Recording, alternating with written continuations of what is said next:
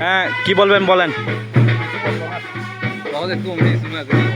আপনি আজকে প্রথম হারগিলাপুলি বেচুরি পাড়াতে আপনাদের প্রথম কতিচিব দান, দানের রাজা, শ্রেষ্ঠ রাজা কতিচিব দান, এর থেকে দানের শ্রেষ্ঠ রাজা আর নাই।